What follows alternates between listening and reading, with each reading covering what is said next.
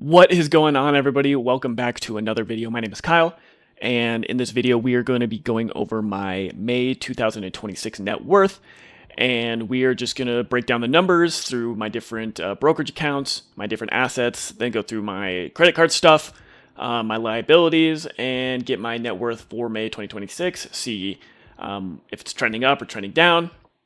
Hopefully it's trending up because we had a pretty good run in the stock market over the last month and a half. But again, this is just my numbers. This is my journey. Everyone's in different spots. And so I just want to put this out there, break down my numbers and kind of show my journey going through, how I'm building my personal finances, managing my debt and all that good stuff. And so we'll get right into it. I do want to say I do currently live at home. And so I am able to stash away, quite a bit of money and get that into the market because I'm not paying a large rent. I'm paying just a little bit here and there to help out where I can. So other than that, let's just get right into it. Again, it's not going to be super exciting, but let's just break this down in terms of my assets first. And so we'll go over my individual brokerage as well. So let's go ahead and do that. So currently I'm going to try and add screenshots for all these accounts as well. Just add a little bit of transparency just so you can see, where I'm pulling these numbers from. And so that there's some sort of, quote unquote proof of this. And so my individual brokerage accounts have grown to $167,000 over the month. So that is about a $3,000 increase there. My individual brokerages are at Fidelity and at Robinhood. And so my ultimate goal is I want to, retire early. I want to, not necessarily retire early, but I do want to be financially independent and whatever that word means to me at that time. But again, as you know, there are restrictions with 401ks, with Roth IRAs on when you can actually even access that money. And so I put a lot of focus in my individual brokerage accounts because I do want to be able to pull from those, before those retirement age restrictions. So that is my individual brokerage, 401k. Let's see that. So this is just my employer 401k with a 5% match. And so I put the 5% in there, and then the rest will go to my Roth IRA and my individual brokerage.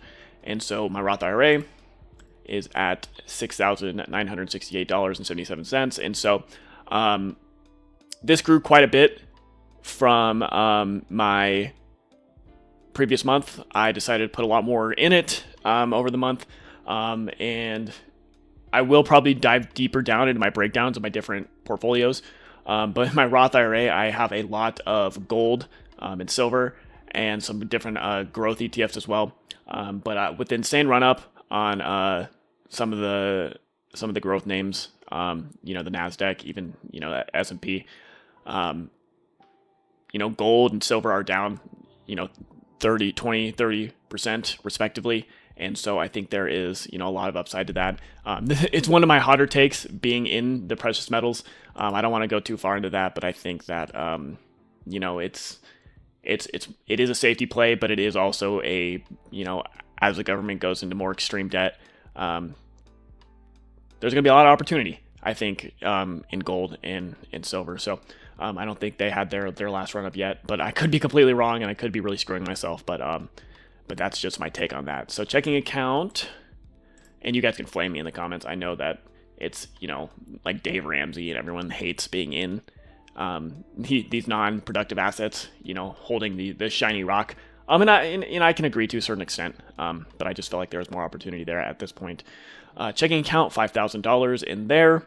This is where I pay my, my credit card bills each month, as well as where I get my direct deposits. My car is still the same. It's worth about, probably $19,000 I could get for it. A lot of people don't include their car in their net worth. And while I can see where they're coming from, because it's not something I can eat or I can, use to live.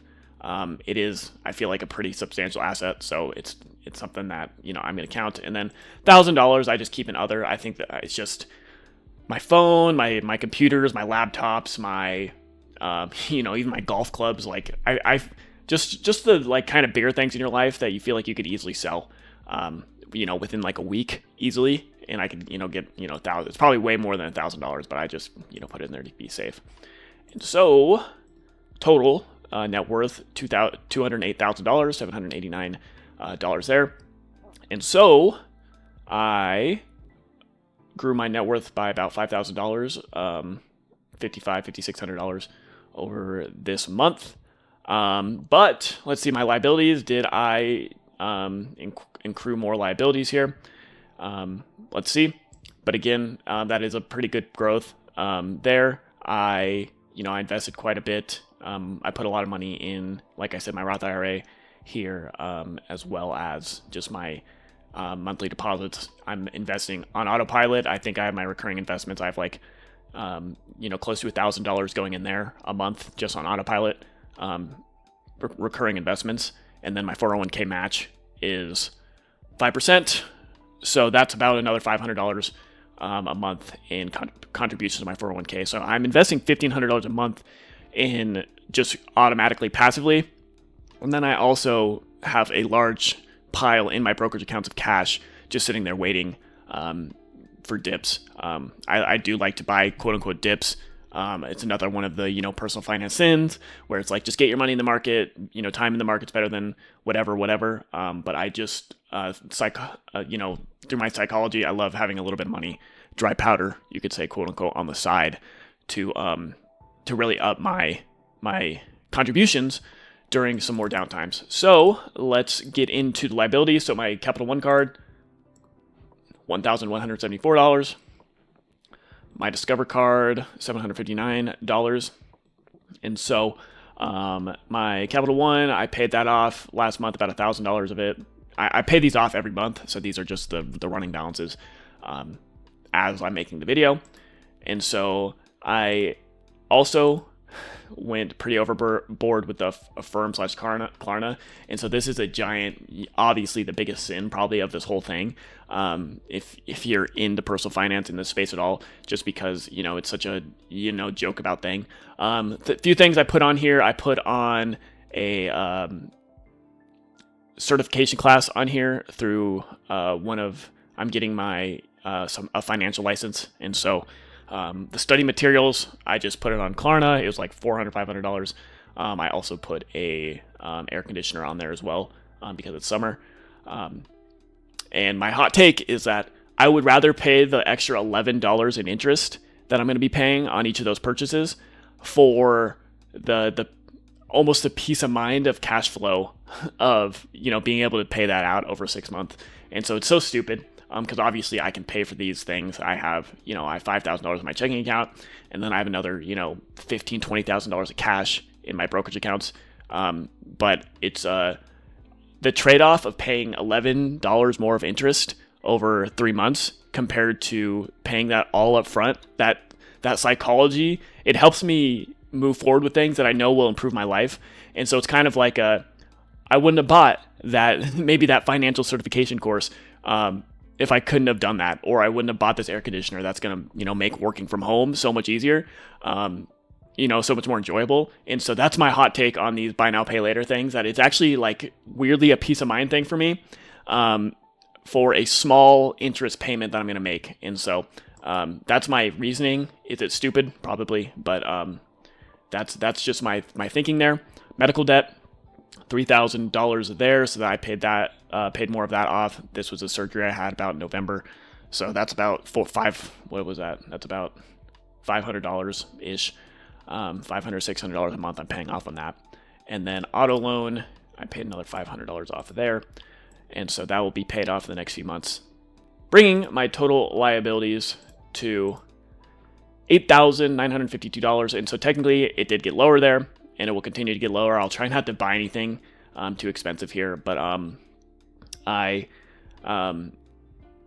do live kind of in a more rural place, and so I often have to drive about 4 to 5 hours to the nearest city, and I have to go there for some medical things. And so gas skyrocketing, that's making my credit card bills higher as well, and then I have to also obviously pay for those medical appointments and stuff. So I'm still spending a little bit more than I want to be, personally, and especially because I'm taking, this year to when I move back in, when I moved back to my hometown from Phoenix to really, dive into my, put a lot of money away.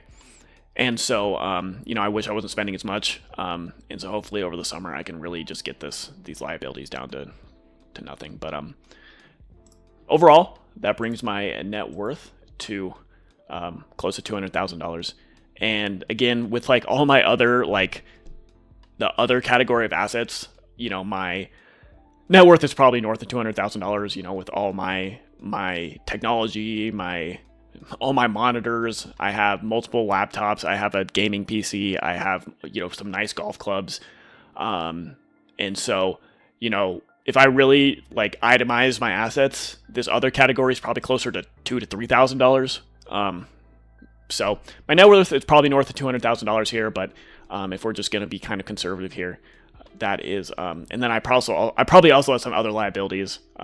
Like I have probably some other things that I'm not even thinking of, but these are the major things. And so again, that brings my net worth to $199,000, close to $200,000. And really, just keep plowing away. I want to be putting in, $2,000 to $3,000 a month into the market.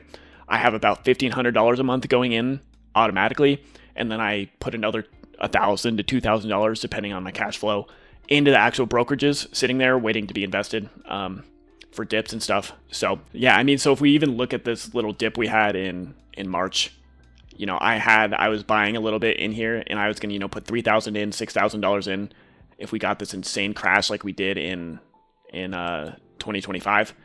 But we just didn't really get that big of a dip. And so I was, that's the learning lesson there. I was being a little bit way too conservative on this dip here. I should have been buying, every percentage point down. I should have probably been buying, 500, 1,000, 2,000, 3,000, 4,000 as it went down further. Because I still have a lot of dry powder, and I wish I was in more here. And so this is just VOO, S&P 500. But really, I would like to see some move down. But again, I am putting in about $1,500 a month on autopilot, so I am getting a lot of money in the market just automatically coming out of my checking account every single month, as well as I have a lot of cash on the sidelines. Probably close to $20,000 of cash plus my checking account on the sidelines waiting to be invested. So really, that is all I have to say today. Again, I will be making, my June one, and we'll keep going through this. My goal, if I had to, put a crazy goal out there, maybe like $500,000 by the time I hit 30, which is about 3.5 years away. So that would be kind of my goal. Who knows if I'll be even doing any YouTube videos, but again, other than that, this video's gone a little bit long, but I appreciate everyone if you've taken the time to watch this video. Thank you so much, and I will continue to update more videos like this in the future.